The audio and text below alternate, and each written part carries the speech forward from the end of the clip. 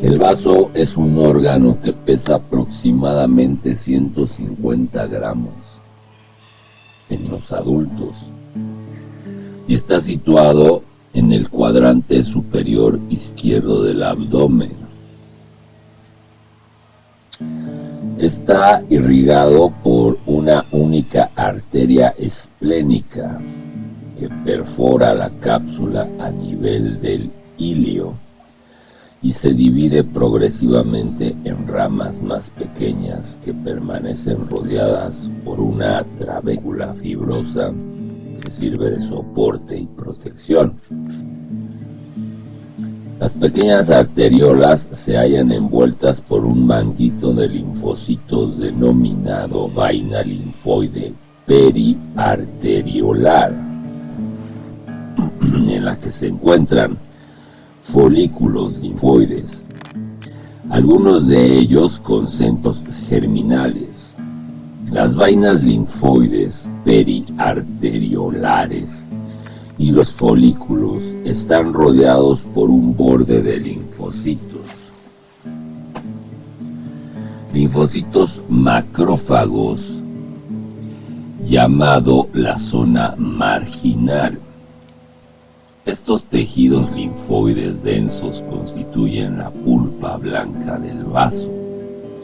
Las arteriolas terminan en capilares sinusoidales entre los cuales se hallan esparcidas grandes cantidades de eritrocitos, macrófagos, células dendríticas, escasos linfocitos y células plasmáticas.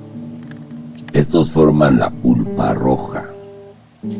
Los sinusoides terminan en vénulas que drenan en la vena esplénica que llevan la sangre desde el vaso hacia la circulación portal.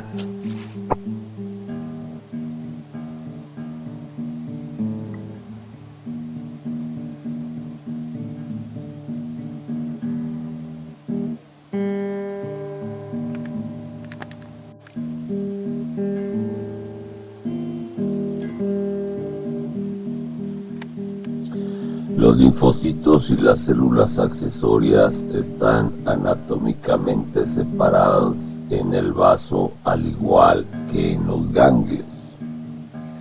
Las vainas periarteriolares contienen principalmente linfocitos T, de los cuales las 2/3 partes son de fenotipo CD4 positivo colaborador y 1/3 parte CD8 positivo. Los folículos y los centros germinales contienen predominantemente linfocitos B y presentan las mismas características anatómicas y funciones que los ganglios linfáticos. Las zonas marginales albergan macrófagos, linfocitos B y células T CD4 positivo colaboradoras. Los antígenos y los linfocitos entran en el vaso a través de los sinusoides capilares. El vaso carece de vénulas endoteliales altas. La activación de las células B se inicia en las zonas marginales adyacentes a los linfocitos T colaboradores de las vainas periarteriolares. Las células B activadas migran hacia los centros germinales o hacia la pulpa roja.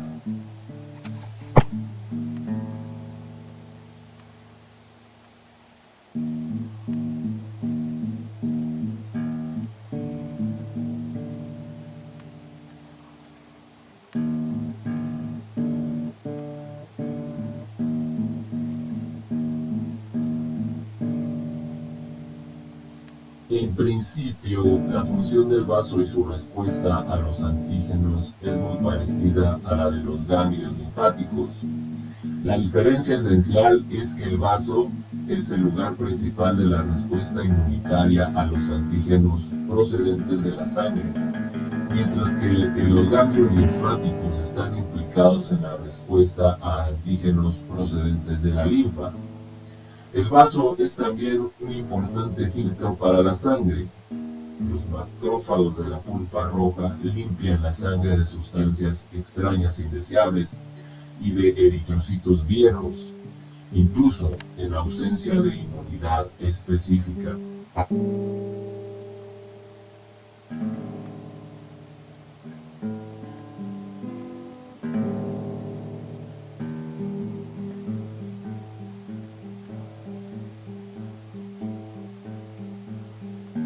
Además de los ganglios linfáticos y el vaso, los linfocitos se encuentran en muchos tejidos, bien diseminados o en forma de agregados.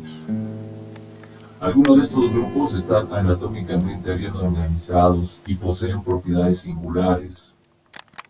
Situados bajo la mucosa de los tractos respiratorio y gastrointestinal, hay agregados de linfocitos y células accesorias que se asemejan a los ganglios linfáticos en cuanto a estructura y función.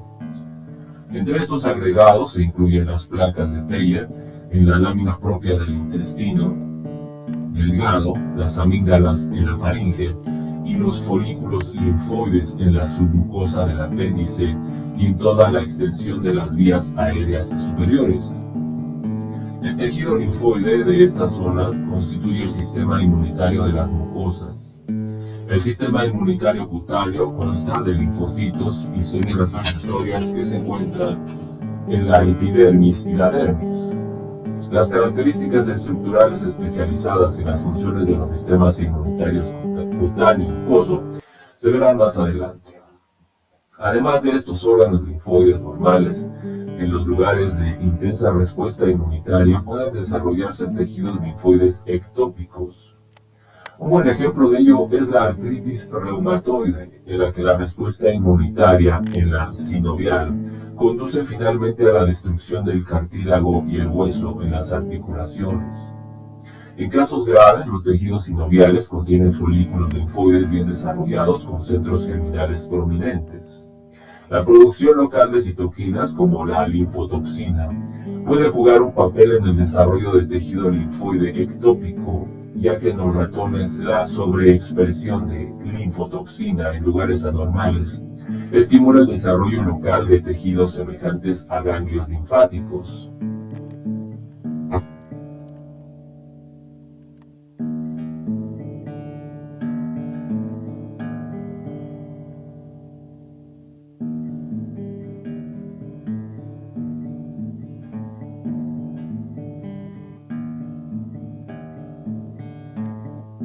Además de los ganglios linfáticos y el vaso, los linfocitos se encuentran en muchos tejidos, bien diseminados o en forma de agregados. Algunos de estos grupos están anatómicamente bien organizados y poseen propiedades singulares.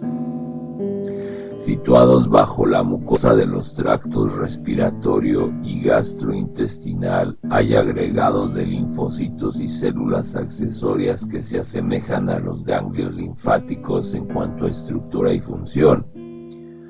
Entre estos agregados se incluyen las placas de Peyer en la lámina propia del intestino delgado, las amígdalas en la faringe y los folículos linfoides en la submucosa del apéndice y en toda la extensión de las vías aéreas superiores.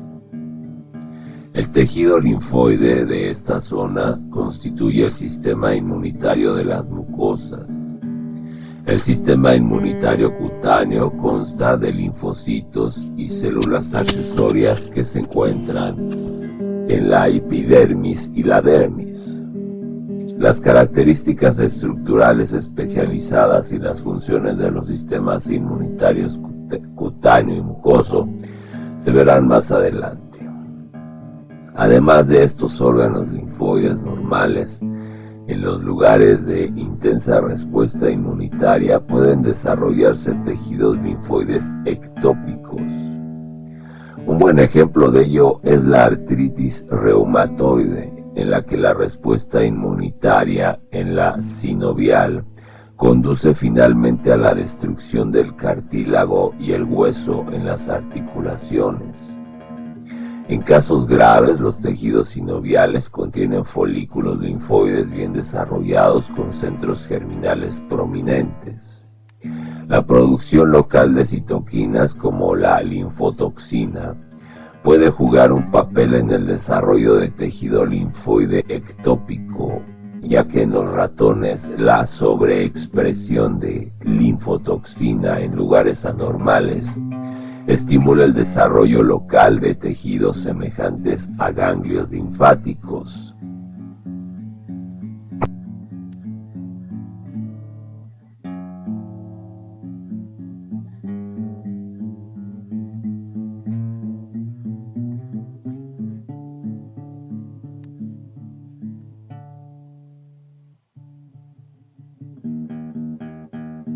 En conclusión, los principales constituyentes celulares del sistema inmunitario son linfocitos, fagocitos mononucleares y células accesorias. Los linfocitos son las únicas células inmunocompetentes capaces del reconocimiento de antígenos específicos. Son morfológicamente homogéneos, pero existen distintas subpoblaciones que realizan diferentes funciones y son fenotípicamente diferenciables. Los linfocitos B son las células que producen anticuerpos y son, por tanto, los mediadores de la inmunidad humoral. Algunos linfocitos T expresan el marcador de superficie CD4 y actúan como células colaboradoras para estimular la producción de anticuerpos por los linfocitos B y para activar la destrucción por parte de los macrófagos de los organismos fagocitados. Otros linfocitos T expresan el marcador CD8 y actúan como células citotóxicas cuya finalidad es destruir células diana que expresan antígenos extraños. Las células NK no son linfocitos B ni T.